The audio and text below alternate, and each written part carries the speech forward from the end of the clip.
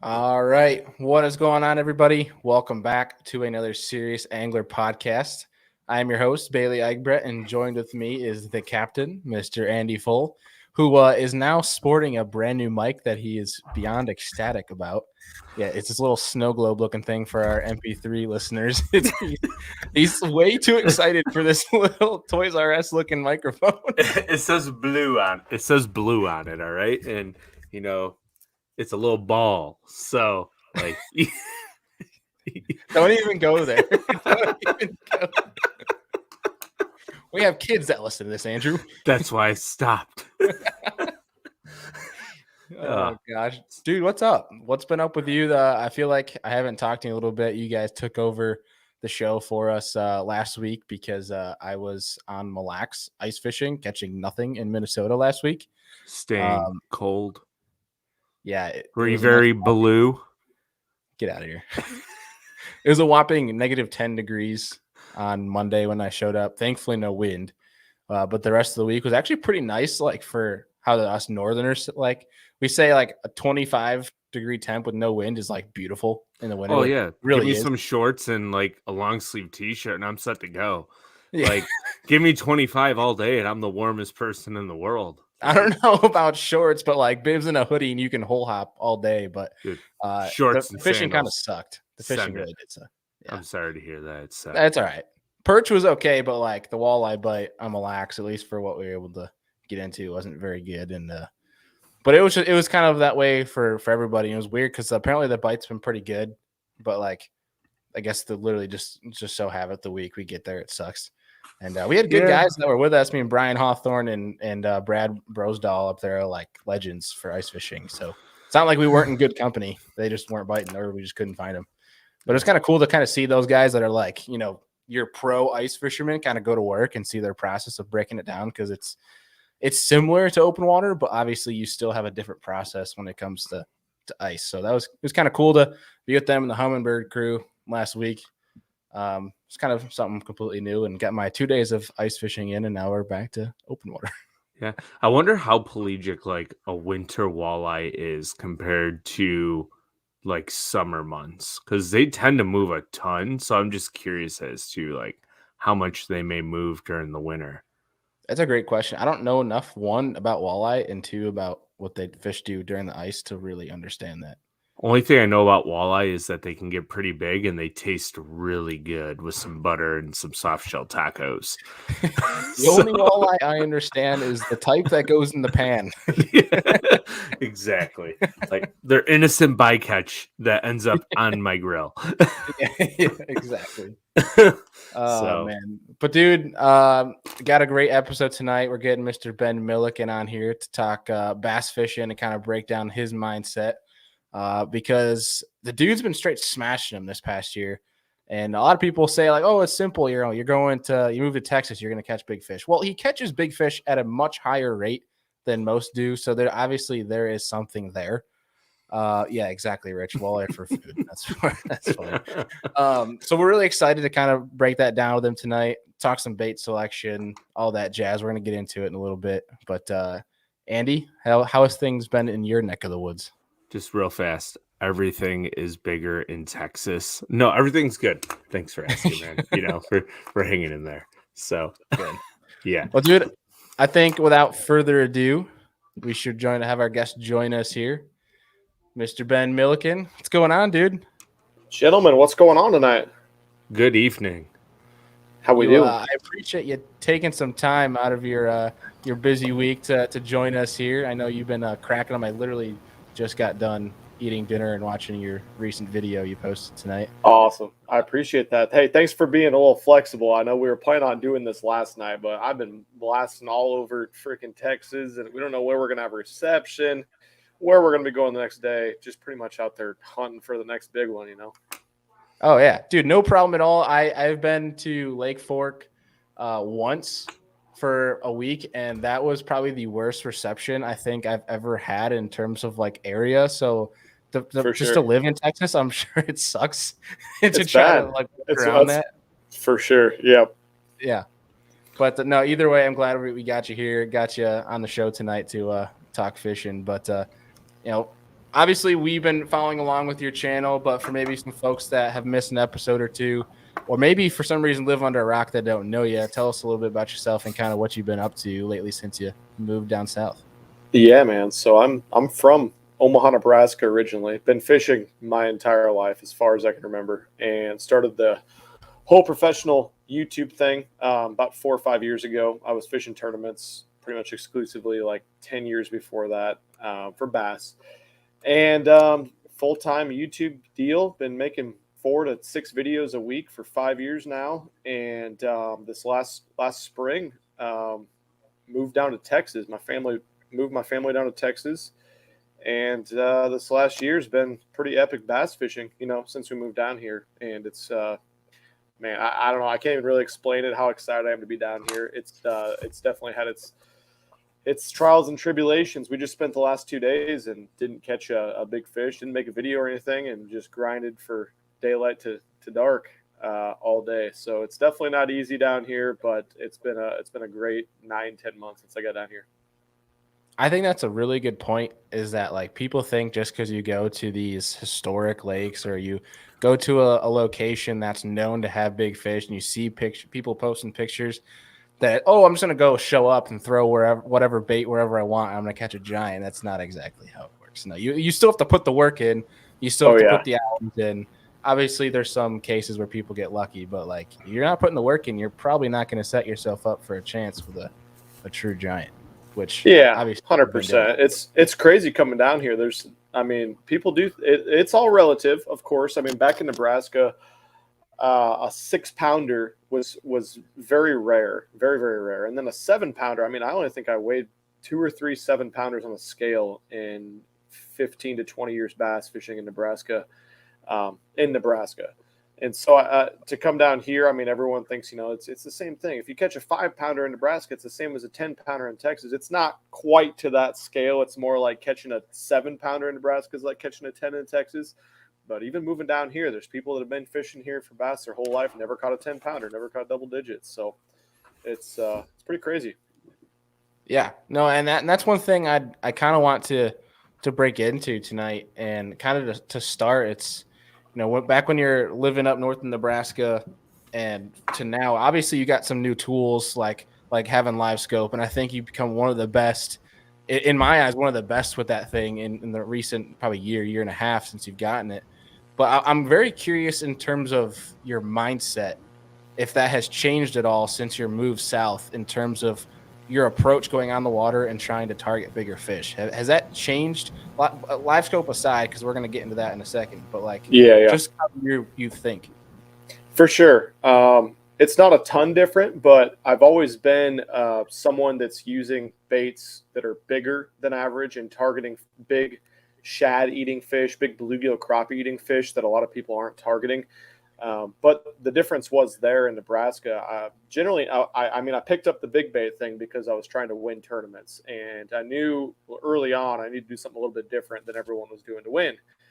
Or I need to have really good electronics and get really good at graphing offshore, which I didn't have the money for. So I kind of picked up the big bait thing.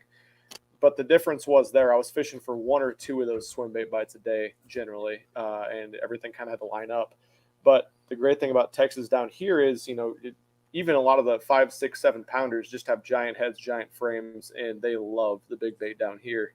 And so I'm able to apply a lot of what I learned that where maybe, I'd be fishing a jig or fishing a deep brush pile or something. And along with forward-facing sonar, been able to apply a lot of my big bait knowledge from Nebraska and just grow extremely quickly with my knowledge base on throwing these different types of big shad imitators and big bluegill imitators and crappie and everything else they're eating down there.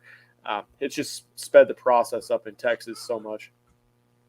Yeah, so you've obviously had that big fish mentality from the start, but adding that forward facing, what started kind of explain it from the beginning of you dialing it in to obviously now being an expert with it.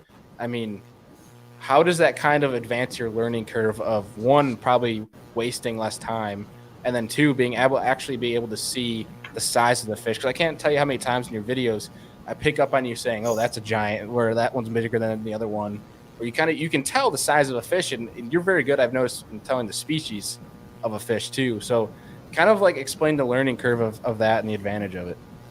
Bailey, I think I could be here until about midnight. Maybe That's later all right. than that if I explain That's this okay. learning curve. Fair enough. Oh man, I don't even know where to start with that.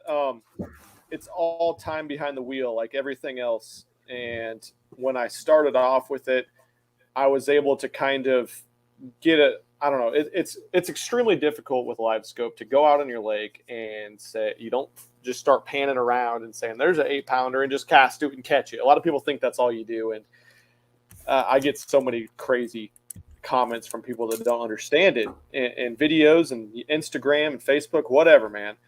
But I guess I'm trying to decide where to really go with this. I guess I'll just kind of get technical with it because not everyone, but a lot of people that watch this probably have live scope, probably know quite a bit about it. So they'll understand. Yeah. But I kind of started at, 50, 60 foot out. I didn't really know a lot about color gain. I knew quite a bit about regular gain. So I'd switch that up quite a bit.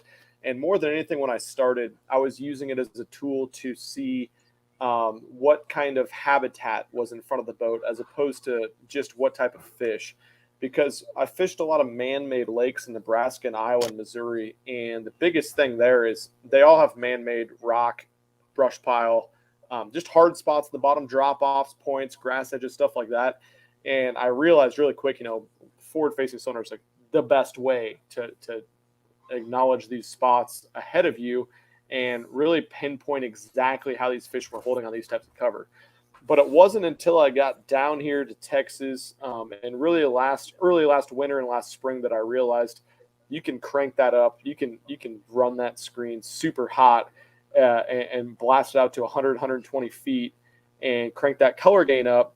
And you can really start to see things that are out far enough, whether it be habitat or fish, and cast precisely to those fish and be able to catch those exact fish, or at least, a lot of people think that this is a misconception as well. A lot of people think that the pinging of side imaging or forward-facing sonar, I guess, has a negative impact on the fish, and that is totally true. I'm on a lake right now where if my bait hits the water and it's going vertically straight down in the water column, the fish are 30 feet that way because they've seen so damn many of them and they heard that pinging so many times. But for the majority of lakes still in the country, I used to be a baseball player. I used to do these things in sports where I knew if I get enough opportunities at these fish that I'd be able to dial it in and eventually figure it out. And so what I try to do as I go through my day is make as many casts at fish as I possibly can and high percentage areas of cover. And basically, the great thing is you get to see how these fish are reacting. And that's something that you never would have any opportunity to see if you weren't running forward-facing sonar or any sonar at all. A lot of the big swim bait guys think you got to be super stealthy, super quiet, and I get it. I don't bang my trolling motor around. A lot of times I shut down all my electronics besides my Panoptics. But being able to see how that fish reacts to a different type of tail kick on your bait, a glide as opposed to a straight swim bait, a bait that's way over their heads as opposed to on the bottom of the lake. And the biggest thing for me, I guess, is sink rate, how long that bait is going to be moving through that strike zone. To me, it's priceless, and I'm never going to go to straight up not using electronics. It's not even a thing that I'm going to consider. Yeah, it's a fair point. Basically, people think you can't go out and catch the biggest fish in the lake because they're super smart and they'll hear the ping and other live sonar. But I would argue that they have an opportunity on that rocky point drop off that's the best spot on the lake that they've caught big fish on before. They can maybe drag their bait past a big fish once every 4 or 5 trips, the biggest fish in the lake, as opposed to I can go out there and I can make a cast at 30 fish that size in a day, and I will take that 10 times out of 10. We have a really good question here while we're on the topic of forward-facing sonar, and it's from our buddy here, Chris. And he said, after 15 years of not fishing on my own boat, I'm just getting into side scanning and depth scanning. I want to know how difficult it would be to incorporate forward-facing in my learning curve. That's a great question. That's a really great question of where do you implement that while you're starting to learn fishing electronics? Yeah, for sure. I think just like every other type of fishing and every other type of sonar, best thing to be would, put it on there and go to areas where you have a lot of confidence and use it as a tool to see those spots, like whether it be a brush pile, a point, a grass edge, whatever, and go out there knowing that, it's a great spot. I catch fish there. And even if you just catch numbers there, it's not a big fish spot or anything. See how those fish set up, relate, move around, and just slowly implement it. It's definitely a learning curve. One thing I've done that helps, and I know a ton of pro fishermen do it as well, is if you could get around crappie. Crappie fishing helps a ton with the learning curve of forward-facing sonar. They're really, big, tight wads of crappie schools. You can see them on a lot of different settings. You can use it to dial in where you need your gain at, how far you need it at to be able to see those fish, and they're really stupid. And so you can catch a lot of fish. You can catch dinner at the same time. Can't hate that. And you can work on chasing them around. A lot of times, the crappie don't move too quick. You can just chase that school around if they're moving around, and you get instant feedback. And that's what I would say for sure. Right. So kind of going back to like where you made the point of, the guy that doesn't have it but will drag a jig every 5 trips, right? But you're gonna go on the basis of giving yourself the most opportunities as possible. I kind of want to relate that to like when we see your boat deck during these videos and seeing 6 to 10 rods. And when you find these fish and it's like your bait selection, is that kind of the same theory as like you want to have as many options because you see those fish, if they tail kick, how they react to that bait, how they're behaving? Is that kind of the same theory that you're going with that many rods? Yeah, 1,000%, man. And you never know, especially down here in Texas, when that next fish you pan your transducer over to is going to be the fish of a lifetime. It could be a 15, 18, 20-pound fish without question. And so if I fire a line through swim bait at it and it doesn't move, I want to have a Alabama rig ready. And if I fire that to it and it follows it for 5 feet, then I want to throw a 2.8 Kitech at it. And if I pull that by it and it doesn't do anything, then I want to throw a 10-inch glide bait at it and let it slow sink down there. And if it follows that all the way to the boat, then I know that that's a spot that I need to come back to 30 minutes, 2 hours, 8 hours later in the day and look around and see if we can see those same fish or just other fish in the area reacting the same way. So basically, once you get them to trigger and follow you put a waypoint down, and every time you find another one, you just keep circling back around the lake. Is basically what you're saying until one. Yeah, somewhat. One thing I've figured out with these Texas fish and just big fish in general down here is they're not usually alone. That's kind of a misconception I think people have, and I kind of had, was that I thought these big fish were loners. They're just out cruising around, and that's something that I would see with live scope. And what I've really there is those fish. Those definitely do exist, but a lot of these big fish down here, the 6+ pounders, the 8, 10, 12 pounders even, they'll roll around and just haul ass all over the lake in wolf packs of 5 to 15 fish, and it'll blow your mind. I just caught my biggest fish ever, 12.4. It was in a group of 10 fish. They were all that same size, and I think they just use it as an advantage over whatever prey to just they just haul ass all over the place and mow down whatever. And so I know when I get to those areas, whether it be a point, a grass line, a deep brush pile on the end of a point, or a big rock pile, and I see those fish moving around, and this is for largemouth, of course. Smallmouth are totally different creatures, and I've definitely used it successfully with smallmouth, but with those big largemouth down here, they will repeatedly, the wolf pack will not just go through the one area and be gone forever. They will repeatedly make that same rotation through that area throughout the day.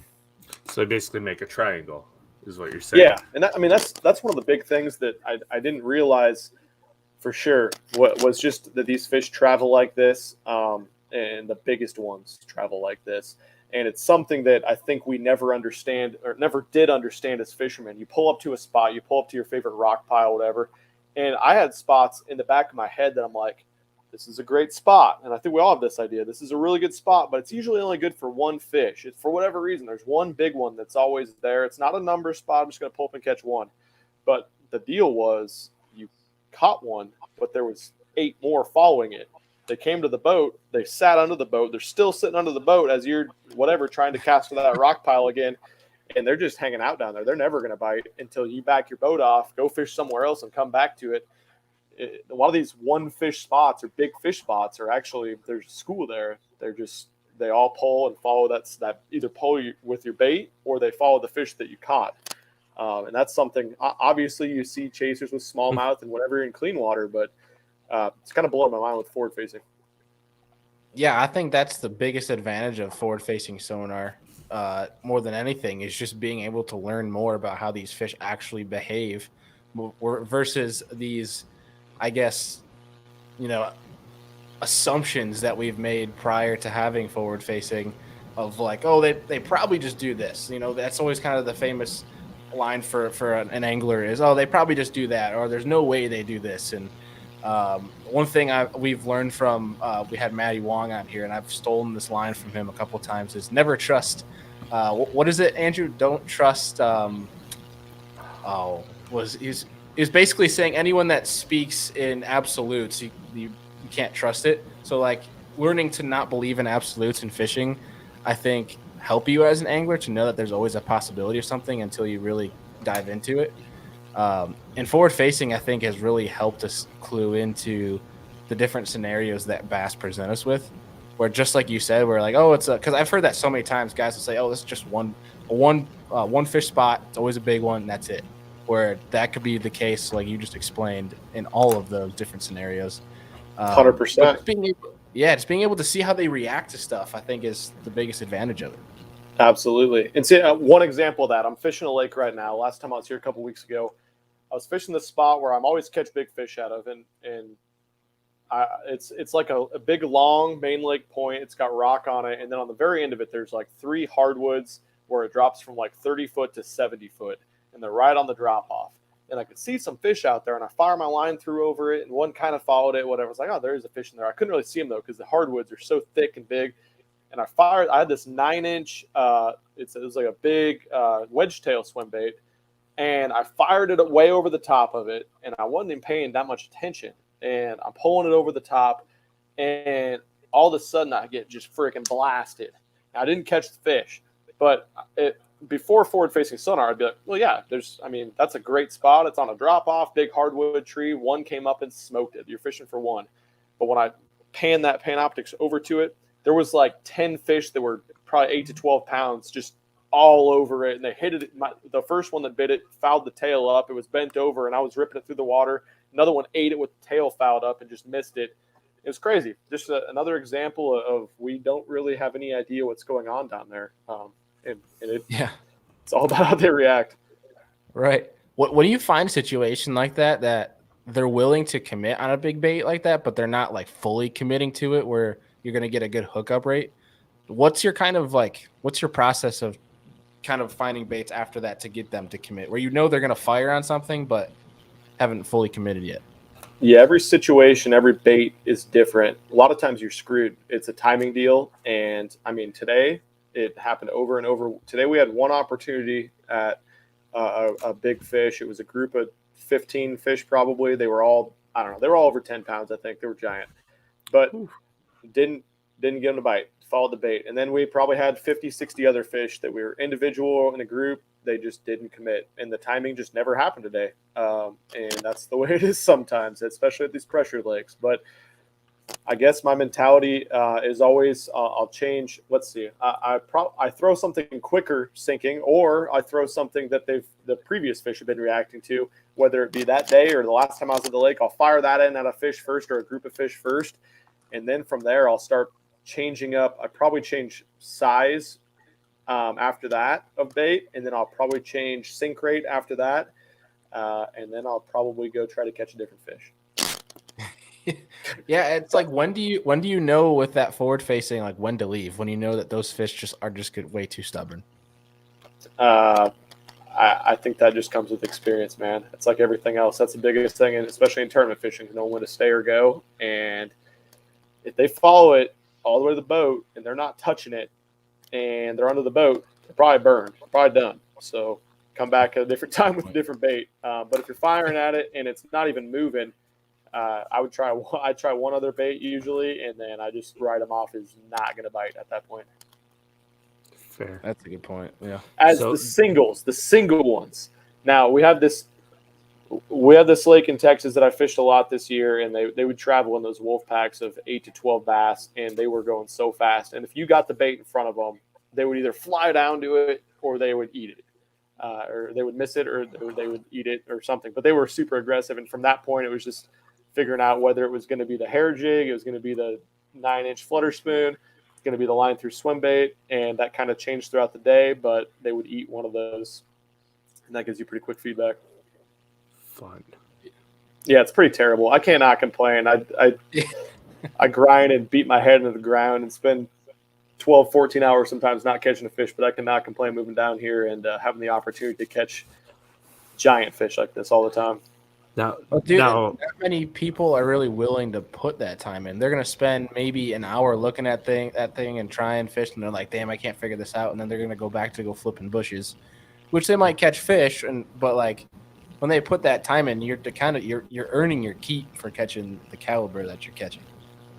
Like it's only like you said, it's a time. It's all going to come together eventually. You just need to literally put in the hours.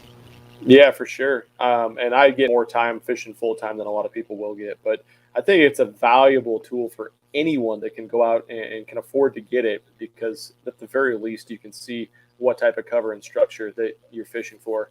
It's not a great tool in shallow water. It can be once you really learn it, but especially guys that are struggling to find and kind of get comfortable fishing offshore, or like you guys, smallmouth fishermen, they are real dumb to it. You can catch about all of them, or most of them anyway. pretty much.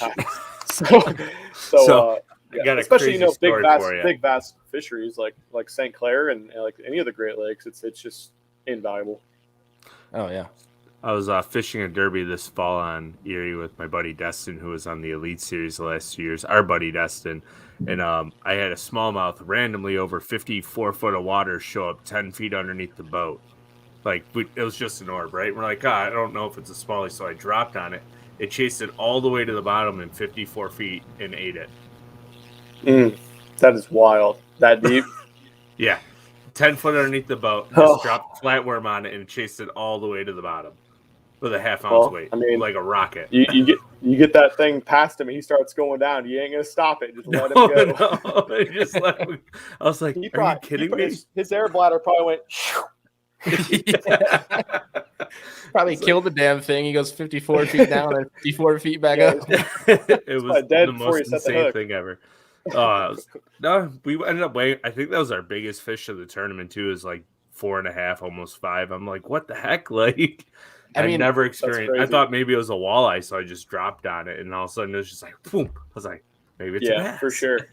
And that's actually a really cool train of thought, though, Andy, because like you say, that time of year, it's really hard to catch those big fish. Yeah, I mean, that's probably what they're doing. They're just a few feet subsurface, just on the move, and that's the only way you can access them is with that forward facing. Well, I don't remember. I don't remember if it was with you, Bailey, or it might have been Steve on one of like the guide trips we were out. On that spot that me and you fished, I found a wad of suspended smallies in like 40 foot, and they were suspended 15 foot off the bottom and 25. And I knew they were smallmouth because when I dropped on them, they would chase it down and eat it off the bottom. So like in my mind, I was like, it was the same thing. It was just a different part of the lake.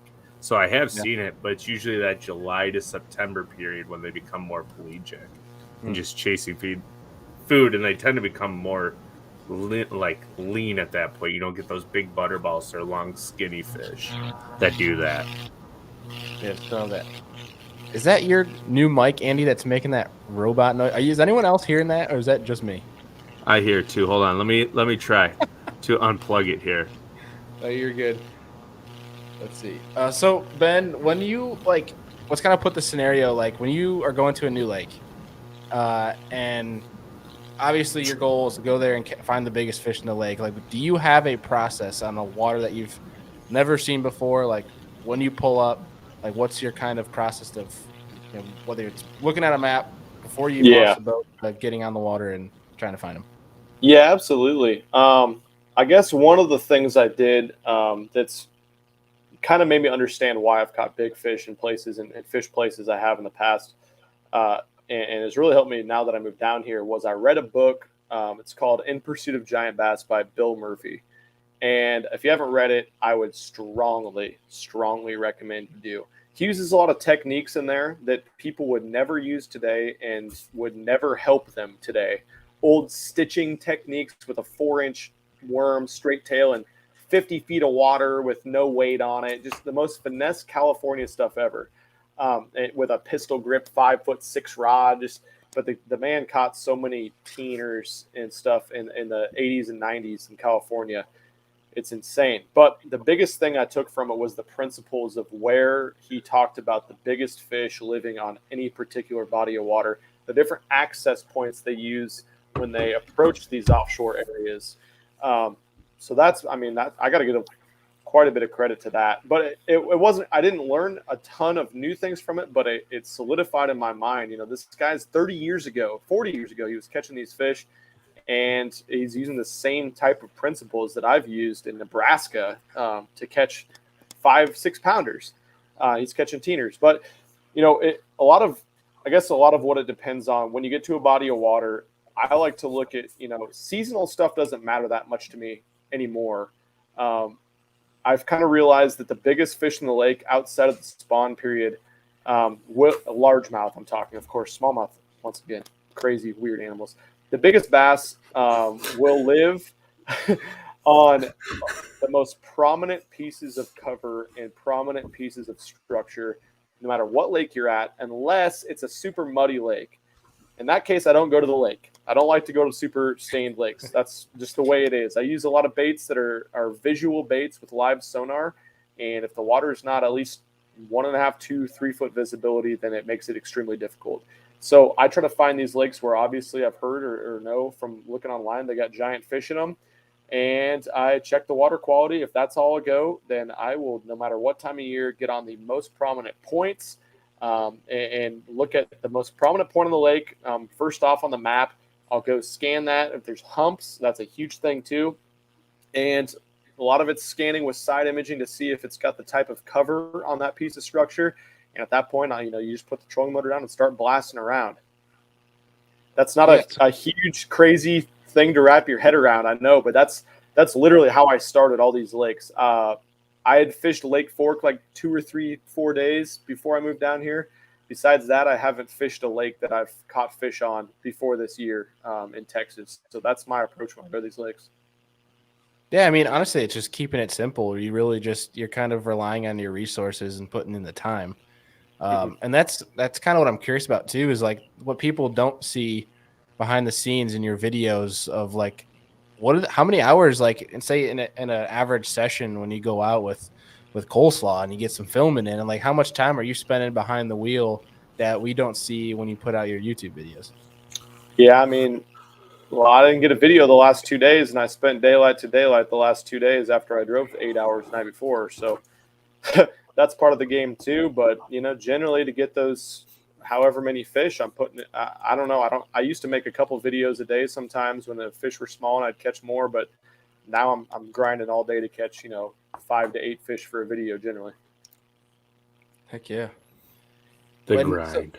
Yeah, it's an absolute grind. I probably look all sorts of sunburn and windburn. Freaking wind blew 40 all day today. I'm about dead. Oh. Hey, you got to be proud of those, though. Some people like say like you show up and you got like raccoon eyes, but then they're like, yeah, I wear that with pride. That's for sure. Proof. Yeah. If you don't have a sunglass tan line or anything like those, that like anything else like that, you're not. Yeah, you weren't at the lake all day. Yeah, for sure. Or you're not on the lake as much as you say you are. Right. That's right. You can always call someone sunglass bluff. We all know those guys. Yeah, I was on the lake all week, killing him. Like, dude, you're pale as a ghost. So outside of like a big swim bait, and obviously you've been killing them with that provoke recently. Take those 2 baits away. Do you have kind of like a third confidence bait for that forward-facing sonar? Yeah, I got a bunch, man. And the thing a lot of people don't think about is that I think it's a huge thing. I think, I'm fishing with an Elite Series guy the last 2 days, and one of the best fishermen in the world. He gets it, and I think it's something that a lot of pros do. People don't get is they make a lot of modifications to baits and the way that they move in the water column and how fast they sink that people do not see or understand. I can't tell you how many people are just like, I got this provoke out of the package and it slow floats. I thought it was supposed to suspend. What am I going to do? The bait's not working right. It's like, get some lead wire. I weight almost everything I use to sink faster to use from forward-facing sonar, and that's been the biggest thing for me. But I guess where I would go with that, I wouldn't say there is a third bait, but some other baits that I use, a lot of people think I'm just the big swim bait forward-facing sonar guy, but these fish eat giant shad. That's what these big Texas bass want to eat. They want to eat big gizzard shad, whether it be a 5-inch shad or a 14-inch shad, anything in there. So baits that mimic those are absolutely deadly, and especially ones that apply to forward-facing by sinking quickly. So a hair jig has been extremely helpful for me, and not like a little marabou hair jig like for smallmouth, but a 5/8, 3/4 ounce hair jig like a bucktail, which again is kind of funny. Not very many people in Texas throw them somehow. They think it's like a ledge fishing Tennessee River only thing. Blows my mind. And then a giant flutter spoon. Absolutely an incredible big fish trigger. Something about that bait. You can be in water with 8-foot visibility and blast that into a school of them after they've seen every other bait, and they just lose their mind. Some days they just can't resist that big flutter spoon. And then I'm just as comfortable using a little 2/8 Kitech on an 1/8 ounce jig head for a lot of fish too. I haven't caught a double digit on one, but I've caught a ton of 7 and 8 pounders on a 6-pound test line and a little tiny bait. And a big wide bait too. Yeah, I don't think you'll find 6-pound fluoro in anyone's house in Texas. You might be the only one. Yeah, definely. Yeah, maybe some crappie guys, but that might be about the extent of it. No, they're running 10-2. They gotta get them out of the timber. Yeah, I don't think people believe in spinning rods down here, which is understandable a lot of days, but some days I catch more fish for sure because of a little tiny swim bait or something. Total side tangent, but I'm just kind of curious. Are you a straight fluoro guy or a braid to fluoro for the big spoon? Straight fluoro on the big spoon, 25-pound usually. Yep. Okay, cool. What you can. rod are you? I mix it up. My Milliken Series 7.7 heavy. It's like a flip and stick's probably my favorite. It's pretty parabolic though, so. But I'm not talking about fishing a 5-inch flutter spoon. That requires a totally different rod. I'm talking about throwing like the 6 cents big one, the Ben Parker Magnum, the Ben Parker Super Magnum, like 2-ounce, 2.5-ounce flutter spoons that you got to have some meat to throw it out there. But super cool presentation. I mean, you can fire it off of offshore structure. You can worm it over the top of brush piles, which has been a great way to catch some giant fish that I've kind of started to figure out later in the summer. Which you wouldn't think you'd be able to fish a spoon through a brush pile. But with that forward face, you throw behind it, let it shoot away from you, work it up to it, and just kind of kiss the top of that brush pile. And those big ones can't stand it sometimes. How many spoons have you lost? Oh, God. Real question. Well, not too many. Maybe 10 this year, but they're $18 a piece or something. Yeah. That's an expensive day in the office. Yeah. When you say you worm it across that brush pile, you mean like you're bringing up over top of it, or you're actually going through that brush pile? Over the top of it, but not like you would think where you're blasting it 10 feet over the top. I'm talking like rip, fall, 2 feet, rip, rip, rip, and then it gets on the front side and you let it go all the way to the bottom, and that's usually when they're just like lose their minds and 4 of them come out of it and just converge and destroy it. That's some juice. Why is this giant gizzard shad just dying in front of me? I gotta eat it. It can only resist that so many times. I just gotta help him put him out of his misery. Exactly. You ain't fooling me this time. Second time it comes right. Up. Stop fooling me this time. Third time he's like, I gotta eat it. Exactly. That bait's so cool though. I mean, you rip it up towards you and it friggin' right back at them. Like, they're not going to be able to resist that. So just as you drop your rod tip after that hard drop, it's going backwards. You throw that slack in it, and the thing goes backwards. It shoots to the side, harder and more aggressive and erratic than any other bait. And even if they don't want to bite, sometimes that thing's going to smack them right in the face and can't tell me an 8-pounder is not going to eat it at that point. He ain't going to get spooked by it. Yeah, I mean, when you get slapped in the back of the head, you mean you're going to turn around and see what the hell hit you? Exactly. If someone throws a Let me eat this cheeseburger at my frying face, I'm going to pan. catch it. Exactly.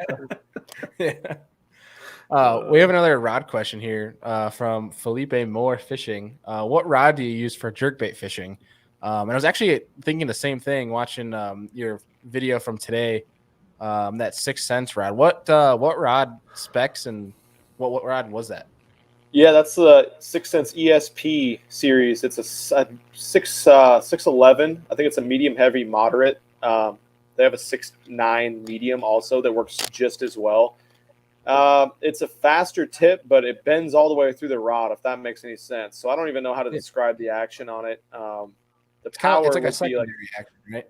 Yeah. So I mean, it does have the tip and twitching it to get those quick twitches, but it also loads up all the way through the blank. Which, if you watch the newest video, you can see many times how far that rod will load.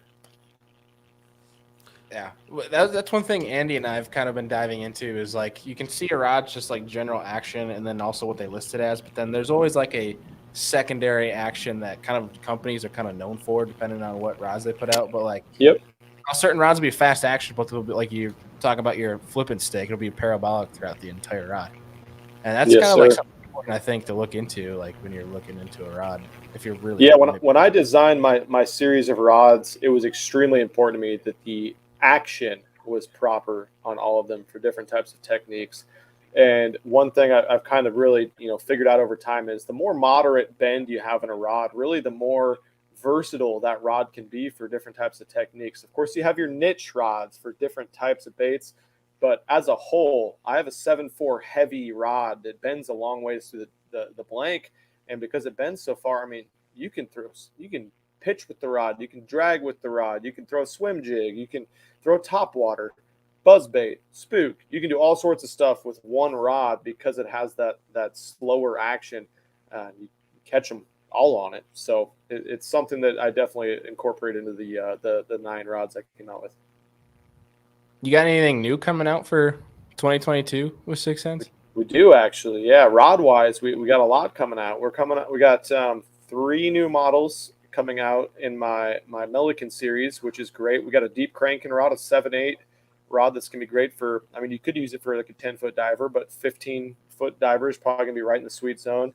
We have this rod that I've been using with forward facing that I'm in love with, which is a 7.4 medium light spinning rod for those little single swimmers. Good hair jig rod for you guys up north that loads really well through the rod as well. You can just kind of reel into them.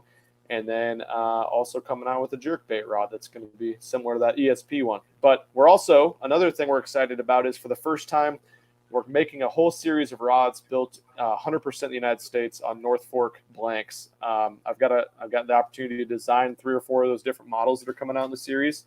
It's going to be a little bit pricier, but they're crazy refined. 2 swim bait rods in the series that have the capability to throw a 6 to 8 ounce bait. The biggest one does, and it is super, super light. The most light refined rod that I've ever used for big swim bait fishing.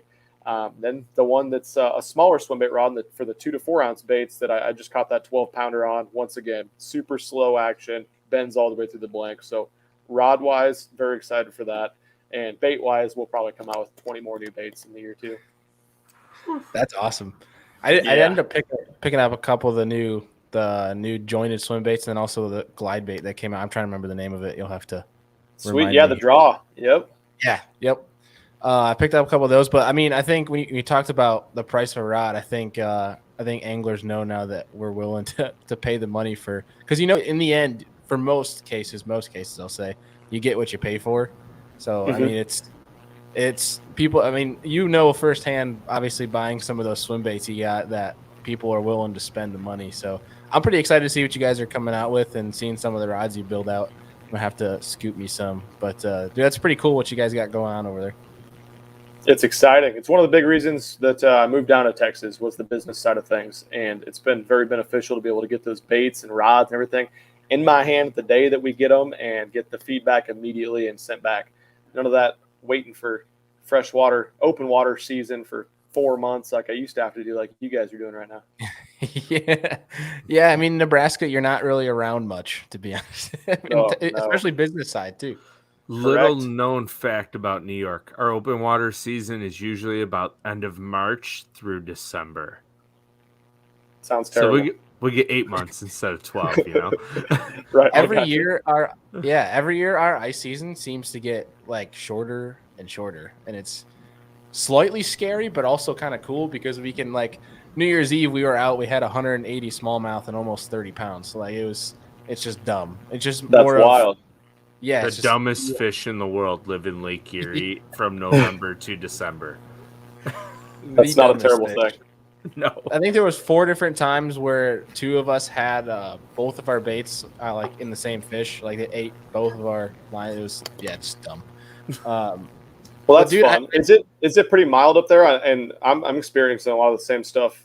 No, not right now. Anyway, because I've been talking to people from Nebraska, and it's been pretty mild winter so far. But just to go along with what you're saying, man, it's like I don't know if it's global warming or what it is, but it was 85 degrees down here in Texas fishing today. I got t-shirt, shorts on from fishing. Got a sunburn today. Jealous.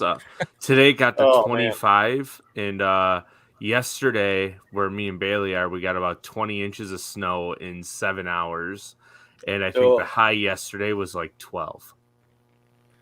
That's crazy. Yeah. To be honest, though, like it gets uncomfortable. I shouldn't really say uncomfortable, but like I guess really cold for. I mean, you got northern blood in you, so like it really only gets like uncomfortable probably early January. But honestly, dude, like late November to the first couple weeks of December, it is not bad. Like you can handle. It's like a nice. It's like Low 45 to yeah, up 52 at 40s. a high, yeah. With like Yeah, that's not terrible. Upper 20s, low 30s in the morning when you blast off. Yeah. Some So, days. yeah, I mean, and it's nice. Everyone's out for deer season, and you kind of usually got the waters to yourself. If people haven't put their boats away, and so yeah, it's a lot. Not many people fish that, and we'll probably have some people up here that'll message us afterwards, like, "Why the heck are you guys talking about that?" But we don't For sure. because it's a lot of fun. But dude, I kind of want to before we let you go here, because I know you get questions about this same stuff all the time, I'm sure. So I'd kind of like to just like throw it back with you a little bit and kind of also see like what other sides of fishing have you not been able to do in a while that you kind of wish you had more time to do, being that you're in Texas. Biggest one is smallmouth fishing for sure. I do miss that, and luckily, I can blast up there 15, 20 hours and do that. But yeah, that's the biggest thing I miss. I don't miss the ice fishing. I was just talking about today. It's fun and everything once in a while, but I don't miss the cold and ice fishing at all. But yeah, the smallmouth fishing for sure. But it's not like it's impossible to get there. Yeah, you just had to go low I north. got a guest for you guys. Look at this guy. Hey, what's going on, Lee? Sneaking in there. He's been catching no fish along with me. We've been killing it. That's fantastic news. Like, I was actually going to ask if you were linking up with any of the boys. We saw it in your video today. Obviously, the bunch of pros were around the area, but that's cool. For sure, yeah. Will Lee make a entrance in your videos here coming up soon? Oh God, if we can catch some damn fish and film one. I'm not like these Instagram fishermen that catch one big fish a month and post 390 pictures of it. I got to go out and catch 5 to 14 fish every day for a video, and when you catch 4, it doesn't make very good content. I love the call out of the Instagram fisherman. That's kind of funny. It's so funny because it's true, say, and right? honestly, yeah, I've totally been guilty of it too. Where I yeah. posted like 3 different pictures of the same fish. So I'll say I'm guilty in that boat. I think we're all slightly guilty depending on what fish it is. Of course, yeah. Like when you post 3 different angles of an 11-inch bass, that's when you know things are getting a little bad. A little out of, I got you. Yeah. A little out of hand. Yeah. People in the comments, tune in. Yeah, they know who we're talking about. We're good. But dude, we don't want to keep you for too long tonight. Andy, if you don't have anything left for Ben, we'll just wrap up and let him enjoy his night down in Texas.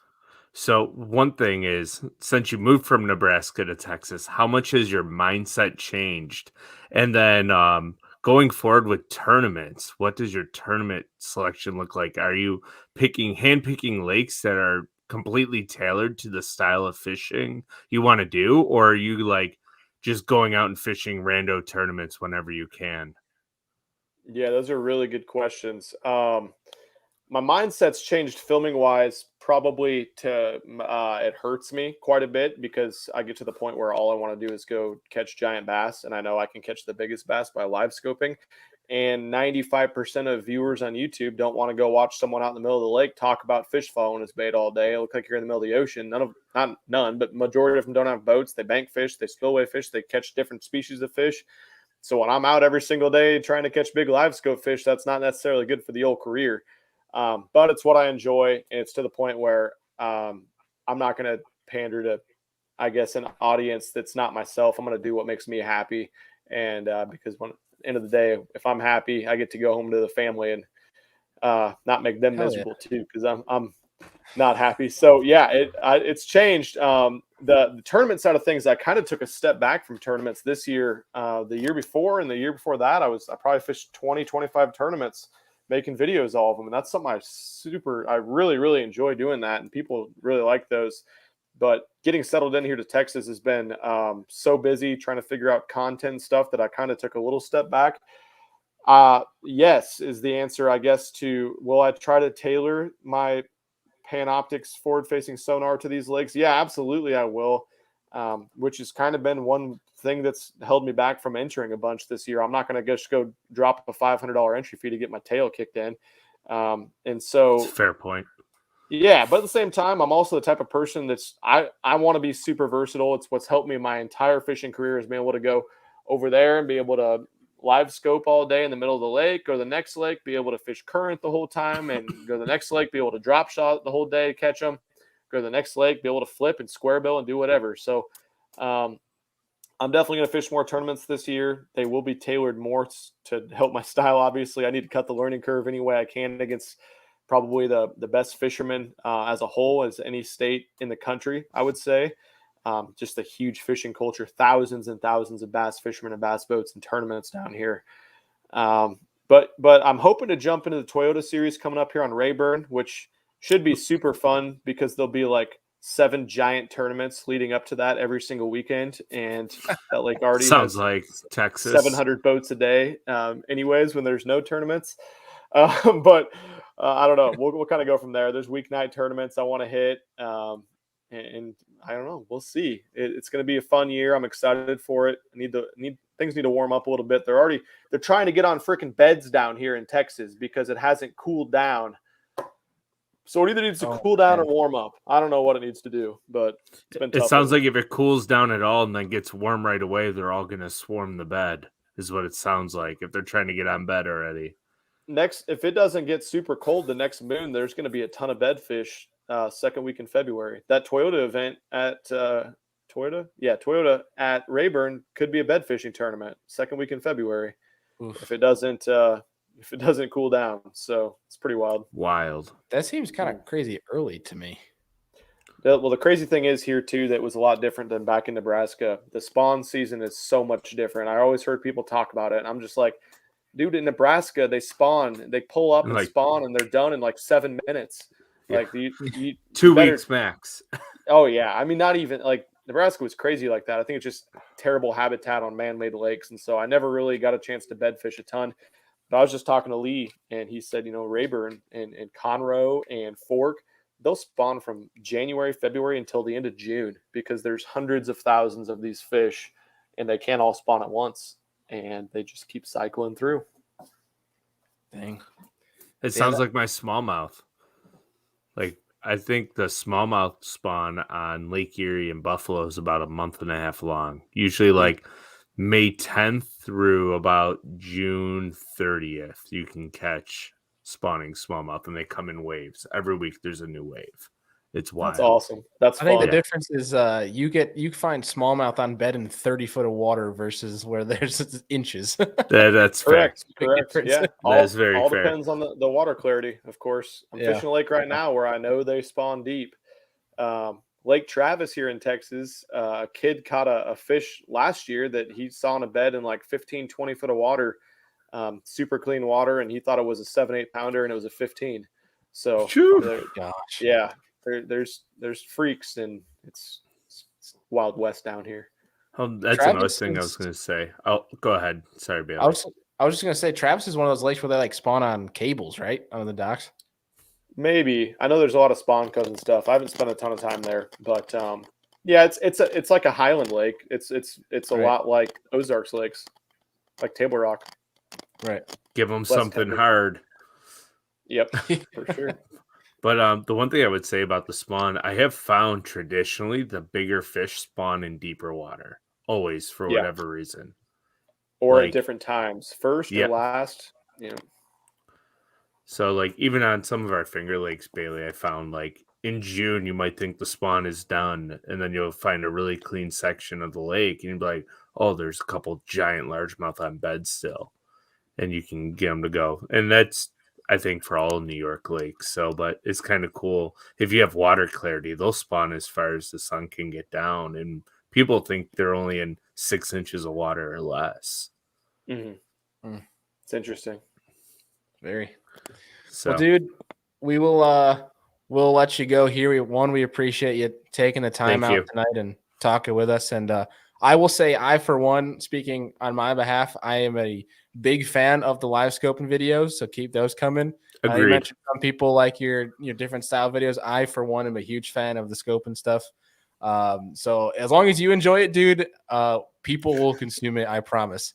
But for real, thank you for taking the time out. I hope you guys smash them. I hope to see a video with you and Lee coming up soon. And tell Lee congrats on behalf of all of us on the little Livacy on the way.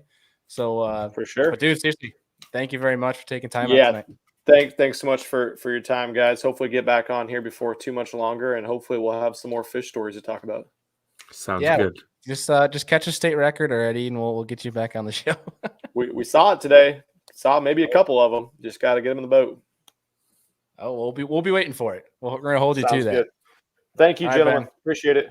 Have a good night, See ya. Ben. Dude, that the whole big bass mentality like is so intriguing to me. I don't know if maybe it's because we're Northerners that we're a little bit more intrigued with it, because I feel like there's more of a science, and I could be wrong. Feel free to debate me on this. I'm not debating you at all. It's the one thing I know nothing about. So Right.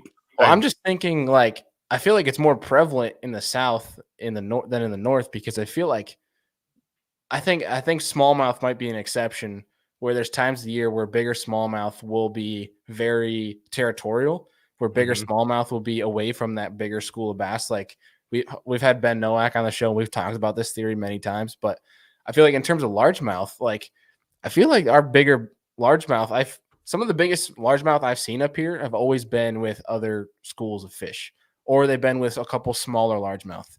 Whereas like he's talking about, where like either one larger largemouth will be like rogue, or it'll be in a group of all 10 pounders. Mm-hmm. Like it's kind of a whole different mentality that intrigues the hell out of me. And really, I think the only way I'm ever going to become close to understanding it is to actually move down south and figure it out. Or Which just I plan to. So figure out a bite up here that nobody has unlocked yet, because we're so stuck in our ways of flipping a jig in grass and drop shotting it. It seems like in the last 4 years in New York, everybody has turned to drop shot fishing. Now, I don't know if you noticed this as well, but like there is a very slight finesse bite for good fish now on a lot of our lakes, because everybody is doing it. So I personally am taking the time this summer to start fishing bigger stuff and to get out of my comfort zone when it comes to largemouth fishing, just because I want to put that theory to test to see if maybe, since everybody's doing the spinning rod deal now, let's get back to more of a big school fundamental thing and see if we can maybe turn up a bigger fish bite or two here and there. yeah, and I think sometimes us as Northerners, we can kind of get ahead of ourselves sometimes in saying that fish are more pressured than we say they are. But I think we need to give credit to some of these fish and their visibility when our lakes are super clear, and know that I think a lot of times some guys are like, oh, these fish are super pressured, but in reality, they're running them over with the trolling motor and wondering why they scared them off. They're adapting to trolling motors, giving them buzz cuts. Yeah. They're running away. Yeah. More or less. But there's some theories I have that I'm excited to when I get Mega Live in here to put to the test and kind of go and see if maybe some of these theories will be put to, come to fruition and see if they're true or not. But I think there's a lot of different dynamics here in the north that can be kind of similar to the south. But I think in terms of like a Texas, I think you could put the same for Georgia, maybe even a Florida for some of those bigger fish and how they school up. Like class schooling with class can be sounds like a real thing down there. Yeah, I agree. And the only time I ever really find that with schooling of class is smallmouth. They tend to school in the same size, except for like very certain times of year. Largemouth, you can flip a grass line in a 25 square yard area and catch 12-incher, 12-incher, 6-pounder, 1-pounder, 3-pounder, 1-pounder. Like they just kind of get into high percentage areas and you never know what you're going to get. So you have to keep rotating to figure out what is going to trigger a bigger bite. Yeah. And that's the hardest thing, and one of the more challenging things I enjoy about largemouth fishing is everybody thinks they're the dumbest fish in the world, and you just go up underneath the dock and catch one. Absolutely. I fish for the dumbest fish in the world on a daily basis. Smallmouth. Give me a challenge in catching a big greenie. Like, that's what I've come to love the last few years is chasing green fish. See, I think this is where like our interests collide, but are so similar, is because you live on Lake Erie, where I don't want to say it's easy to catch smallmouth. It's when you find smallmouth, it's easy to catch them. Yes. But like I grew up with these largemouths, so like it's our two different, growth patterns, Viewpoint, obviously yeah. as anglers. But smallmouth for inland lakes, at least in New York, like beyond spawn, they can be difficult to find in the summer months. Mm-hmm. Maybe that's why I always am so intrigued by them, is because they're a little bit more challenging to find the inland lakes. Whereas when I come to Great Lakes, like Lake Erie, Lake Ontario, St. Lawrence River, where I'm like in love. I'm in heaven because I'm catching so many of them and I have this love for smallmouth. And that's probably why we always bicker about the smallmouth versus largemouth. Well, here's my deal. If I lived on those inland or closer to a lot of the inland lakes, I would honestly probably spend more time chasing smallmouth and trying to figure them out just because I would be bored with largemouth. But because I live 7 minutes from the Upper Niagara and 15 minutes from Lake Erie out of Buffalo, which arguably could be the best smallmouth fishery in the world for sheer class, like fish numbers, like not biggest fish, but just from a number standpoint. You're just Like, catching the numbers through a school and then just like casually making your way to like 27, 28 pounds and like, oh, yeah, 28 pounds. Would you look at that? yeah, No idea. like that's Lake Erie on a really good day. Like, I mean, through all of my guide trips over the summer, I think our worst day out was maybe like 18, 19 pounds. And that's on like a really grimy, tough day, no wind, flat calm, and you're grinding out like 8 to 10 hours. Like I want to say most of the bags we caught this summer were 23 to 24 pounds, even in July and August when it's like the dog days. We were still catching really big bags of fish. I think that concept we talked about earlier of those fish that you found that were like subsurface a few feet, I think you need to get yourself some forward facing and put that theory to the test. I Because agree. if you figure that out, dude, you will be the only person to have that in the summer and you will win every tournament. Yeah. That's the crazier part, right? Like I think we've had this discussion before. I personally don't like fishing smallmouth derbies because so many of our big prime breeder fish die. And so many people don't know proper fish care, and it's not easy to keep 22 pounds of smallmouth alive in your live well, even if you carry ice and fizz needles. And who knows what the trauma they take in when you release them. Half the people release them where the water's too shallow, too warm.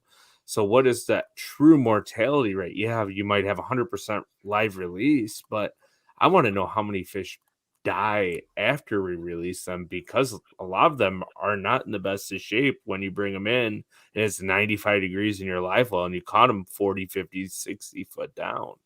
Honestly, Andy, I really don't think it's I don't even think it's a smidge of an impact because Oh, I think doubt about it, how many but tournaments are out of Buffalo. maybe 2 a week at most. It's not a ton. Yeah. But I really don't think it makes a difference whatsoever. It sucks as bass anglers to see yeah, fish die, obviously, but I think on the reality of things and how healthy the fishery is, I really don't think it makes an impact, to be honest with you. it's fair. I wonder, like, I could be wrong. I could be entirely wrong. on summers that we've had a lot of tournaments on the lake, like when a Costa would come through or like a federation tournament, I have found those summers to be tougher for not just catching big fish, but numbers of fish. Mhm. Like, when was the last Costa? Probably 3-4 years ago. And yeah, they only had one day where they weighed in fish, but every boat, there was like 220 boats, I think. Every boat, except for like 2 or 3, weighed in a limit, and every boat had like 2 to 4 fish die. Like, there was very few boats that released 5 fish alive, right? Because they just don't know proper fish care, which is Oh, dude, think about the South, like the TVA or like spotted bass lakes. The guys have no idea what fizzing is. yeah, That's it, scary to me. it's absolutely insane, and it's 'Cause they have like sad. 5 tournaments a week on some of those Yeah. places. Yeah, and maybe it's a credit to how many fish are actually in those lakes, but you also have to think of it from this aspect. In those southern lakes, those fish constantly eat all year round because the water temp is at a prime situation for them to eat, and they grow quicker. Um, they're more hardy almost because they're used to the warmer temps. With our fish up here in New York, they eat 7-8 months of the year. Some years 6 months, some years 5 months, depending on how cold our spring is in fall. Like, there's been years where there's been ice on Erie at the end of November, and you're like, screw it for December. So, like, it takes a lot longer for our fishery to get good. But back to the point on the Costa tournament, this year was the first good year we've had since that last Costa tournament. And that was like a string of somewhat big tournaments year after year through the Buffalo area. So I'm just curious because I think that was 4 years ago now. So all those 4-year-old fish on Lake Erie are roughly 3 to 4 pounders now. If we had an absolute insane amount of 3 to 4 pound fish. So the year of the Costa, there had to have been a really good spawn class. But I remember that year specifically because the fishing up to the Costa tournament was insane.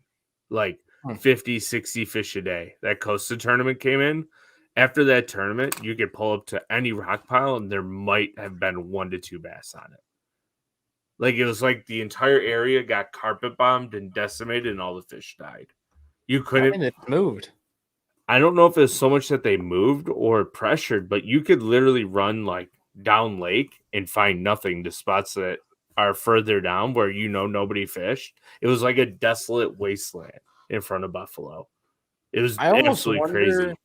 I almost wonder if lakes that are way more pressured, that are used to being consistently pressured, say like a fork where community holes are, fish are more apt to being there because it's the norm to have 35 lines baits running by your face at the same time, whereas like a Lake Erie that sees a few lines now and then on these more popular areas, and they see 100, something that drastic of a change might spook them harder than a constant, someone's always plucking away at it and it's a norm versus like that one big tournament every other year or something like that. It's almost like Oneida, dude. It's like all those guys went there, beat the crap out of them for a couple days of practice, and then kind of wondered why, when they have 200 boats on Oneida for an open, that no one's catching a limit.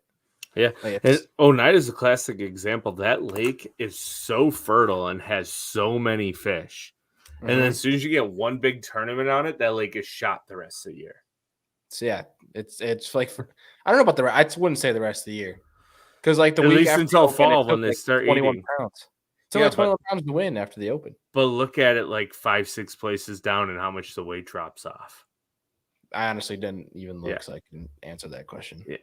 I believe like 5th place was like 12 pounds. Like, it just dropped. I think when we get offline here, we have to look up the results to try to see to test this theory. But we have a question here, Andy, and I don't want to keep Is him waiting. this one? Yeah. Yeah. This is one that's interesting for me because I will say the 7-pounder I caught on Halloween was the exception, but every other, personal best, or I should say like, there's a few, but like a lot of the 6+ pound fish that I've caught in New York, has either been on a football jig, flipping grass, but I have had a few like on a chatterbait or a trap or deep crank. Like I caught one in August. I caught a 6.3 in August last year on a 6XD. So like a lot of them have been moving baits, but I will say that some of my biggest fish, I don't know. I guess I'm really kind of crossing over myself here because I think it's a happy mix for me, I guess, in terms of reaction baits and then baits I'm literally soaking like a Nico or a football jig. But my go-to bait when targeting big bites, and I think I could probably guess yours, but I'll wait for you to answer. My go-to bait when targeting big bites, and not to kind of be in this theme of big baits, but I love throwing an 8-inch mag draft. If my goal is to catch like a 5+ pounder, I will throw a big mag draft because it just brings fish out of their hiding, and the chances of you getting bites are there. I've just caught every fish I've caught, like every fish throwing a glide bait. I've caught very few fish on a glide bait, but they've all been like 5 or 6 pounds. Mm-hmm.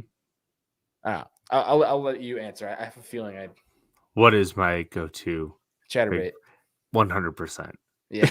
Like I think in not every tournament we fished this year, but like the ones that we've done really well in, I feel like I've gotten a really big bite on a chatterbait. But it's a chatterbait is a great numbers bait, but it's also a great big bite. And it's funny with the chatterbait. I don't throw it all the time. It's one of those baits that I keep honest. Like I always have it tied on, but I don't throw it. Like one tournament, I might make 2 casts with it and set it down. Like, yeah, they're not eating it today. And then another tournament, I'll be like, you know what? We have 22 pounds of smallmouth. I got to pick something up here and we're going to burn the bank. I'm throwing a chatterbait and you do whatever you want because one of us is going to get a really big bite. And it's going to happen today because the conditions are right. It's cloudy with sun mixed in. It's blowing 80 miles an hour. We're going to catch them on something moving. And if it's something that is moving and reactionary, I want them eating a chatterbait because they plow that thing and they get it so good that you don't have to worry about losing that big bite most of the times. Treble hooks terrify me with big bass.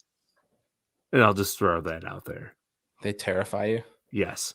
I will take a hook in the hand any day for a 5+ pounder. Well, that's not what I'm worried about. Crazy for that, but like I don't. Oh, me too. I mean, I can't tell you how many hooks I pulled out of my hand. Like I get a steelhead when I'm steelhead guiding or when I'm steelhead fishing, and they just pop off when you go to grab them on the bank, and the hook goes through your finger.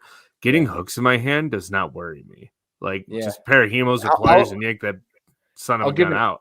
Yeah, we'll put an asterisk on that and say hooks in the hand. Anywhere else, no thanks. Yeah, hooks in the hand, whatever. But hands are one thing. Yeah. Dude, fun. So little story last week, we're on Mille Lacs and my buddy hooks up into like an actual, like a really nice walleye. It was like a 24, 25 incher. And he's bringing it up to the hole. And I ran over the hole and got ready to scoop it. And it pops off right the hole, hits me right here. His ice jig hits me right there. And it wasn't like an ice jig like a tungsten jig head. It was Did you have sunglasses on? No, it was a little spoon with a treble hook, and it hit me right there. And I'm like, oh my God. I was this close. That is why you always wear sunglasses. Hobie eyewear. That's when I learned you don't put your head over the hole when you go to scoop fish when you're ice fishing. Yeah, that too. Never put your head or eyes or anything besides your phalanges in the way of treble hooks or single hooks. Doesn't matter.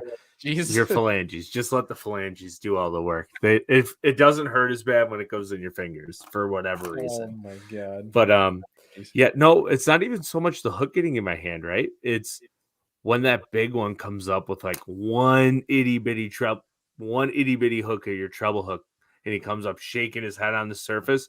How many times have you had like a 4.5 or 5 pounder come off because they have one hook like on the outside of their lip because they swiped at your crankbait? Yeah. Terrifying. They I eat will, a chatterbait, it's down in the back of their gullet every time. yeah, I mean, I will say I wanted to add one more point on this because, like, I guess I really don't have a go-to bait when targeting big bites, but excuse me, there is a in the summer. You know me, and folks that know me know that I like to get offshore. I like to get in deeper water because everyone's beating the docks, everyone's beating the bank. Where you still catch big fish, obviously, but like a lot of times I get caught in this thing where it's like it's the summer, it's a dog days. You got to finesse, you got to go light line, you got to go slow. Where there is times when I know like I could see that fish, like say I could see it on 360, and I know they're there, and I'm throwing an eco or a drop shot, and I'm catching like 2-3 pounders.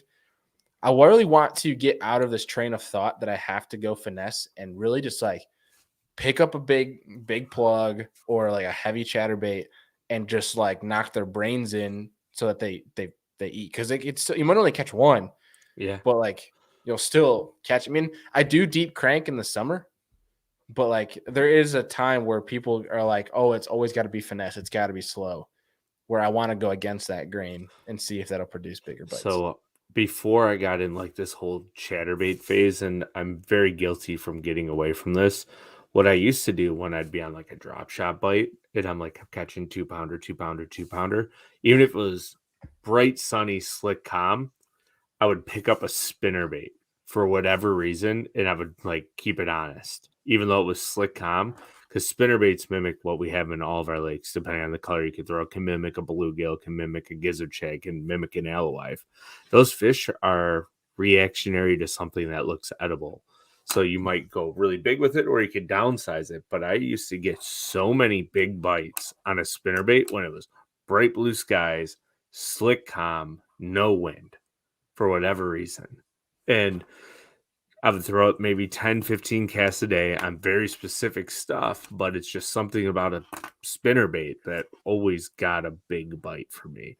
And it's something I'm going to get back to doing this summer as well, for whatever Yeah, reason. spinnerbait's just a big bite bait. It really is. Yeah.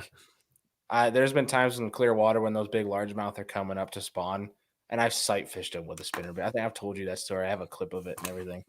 Like, they just, I mean, especially in that springtime, spring and fall. I mean, really, just because like I really shouldn't eliminate it to spring and fall, but really, like when they're chasing bait, you can't go wrong with a spinnerbait. It's a big profile, Yeah. especially if you can bulk up that skirt, throw on a big paddle tail. I mean, that is a big profile. It's almost kind of similar to throwing a mag draft or like a big glide bait. It attracts that much attention. It's a good way to go to if you're trying to look for a big bite, but just know that if you're in the north, you're probably going to catch a couple pike before you catch a bass.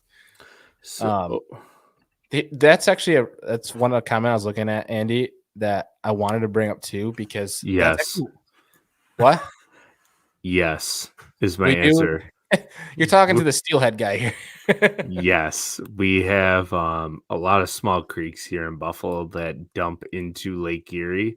And right around the middle of April, a lot of the smallmouth will start making their way into the creeks, and you can catch them on low, like 2.8 Kytex. Bailey, we're doing it this spring if you're around, because it's one of the most fun days that you'll ever have chasing smallmouth. Because Dude, yeah, that's my childhood. Is Yeah. like little tiny creeks and getting like a little spinner bait or a little swim bait, little like you can even throw like little spooks for them. Like, yeah, I'm talking about like you ever been in Henrietta and Rush Creek, I think it's called. yeah, I know about it. There's some spots you can get to, like going through parks and crap, that you can get back in there. And that was like my childhood, like of fishing. My dad would drop me off. I'd wade down the whole creek and he'd pick me back up. Like, dude, that is one thing I want as a goal this year is we get so caught up in advancing our fishing, learning more, learning. Back to the roots. Yeah, I want to spend more time getting back to the roots. Like, I spent a lot of time fishing tournaments last year, and tournaments are going to be a big thing for me this year. And obviously learning will always be that precedent, but like I want a couple days to go take one rod, not bringing 15 rods in the damn Hobie, like take one rod, one little backpack. You know, we get snacks. You and I go backpacking down a little creek for the day. That sounds like an absolute riot. As soon as that bite is on, I will let you know. Let's do it. Let's make it happen. Fishing with the bobber. Thank you for bringing that up. Yeah. I'm glad we had that conversation. You guys can look out for that soon. And we actually kind of had a good conversation with the Serious Angler team today on what's to come for our fishing content. And we're pretty pumped to show you guys that. And I guess really one thing to start it off, and we won't get into it all, but you guys will look forward to in a couple of weeks. I will be driving down to Louisiana for the first Hobie BOS kayak tournament on Toledo Bend. I'll be filming the whole way. It's going to be a whole series, and it's going to be pretty cool. We finally have the name figured out for it. And it's one that I'm pretty pumped about. And Andy, should I just tell him, Andy? You think? Sure. Go ahead. Why not? Yeah, let it rip. It starts in like a week, so why wouldn't you literally leave give on a little February teaser? 5th? Yeah. Yeah, so it's going to be in 17 days. It's a new series. I got some stuff filmed for it. Just need to edit a trailer and get it out to you guys. But it is going to be called Chasing Hardware. And I think that's a pretty badass name for a tournament series they're going to be doing. The goal is obviously to make to the Hobie Tournament of Champions, which is the top 50 anglers in the league. And they make it to the Tournament of Champions. Winner gets $45K. And obviously the hardware, which is what we all chase as tournament anglers, is that first place trophy. So I figured that'd be a pretty cool series. And honestly, the credit for the name all goes to the captain right here. He came up with it. The least creative person of the bunch. Must go figure. Tap that on my head there. On the back, everybody. A squirrel finds a nut once in a while. Either way, I'm really pumped for that series, and we're going to come up with some more series here soon because Andy and I are going to fish some tournaments. Deacon's obviously going to be fishing a bunch of tournaments. We're going to be kind of changing up how we present our fishing content to you guys this year. That way it's more accessible to you guys and hopefully more enjoyable. So we do have the channel loaded with content. If you're new to this channel, obviously, we're an hour and 20 minutes in, but hello, introducing you to our channel. Thank you for joining us tonight and sticking with us the entire time. We always appreciate that. Yeah, and if you guys are never, or I shouldn't say never, but if there's nights where you're not able to tune in to the whole live stream, or there's parts where you want to just listen to it, our podcast is available on all MP3. So if you have Apple Podcasts, Spotify, Google, whatever have you, you guys can find us on there. But it's going to be a pretty fun year for us in 2022. We're going to go in further depth with it on Friday. But I will say now, obviously the logo's been there if you guys have been paying attention, but we are partnering with Omnia Fishing for 2022. We're going to have a code for you guys. Big discounts. Description. If you guys want to order from omniafishing.com, our code SERIOUS down below, all caps SERIOUS. You guys can get yourself 50% off your order. But we got a bunch of stuff coming in hot with our sponsors this year. Our partners that were with us for 22 are ecstatic to be working with us as we are with them. And we have a lot of stuff coming down the pipe that we're excited to share. So kind of just going in on a tangent on what's to come this year, because we are beyond excited. It's going to be a great year for us. And it's all credit to you guys because you guys continue to support us. And like you're sitting here and we still have a bunch of people listening an hour and a half in, and we have thousands of people that listen on the podcast that may not even ever tune into the YouTube stuff, but we appreciate all of you guys, and we are excited. Y'all rock. For a big year. Yeah. Y'all rock. If you're still listening to this and you're on MP3, we would greatly appreciate if you could leave us a rating and review. Helps us big time.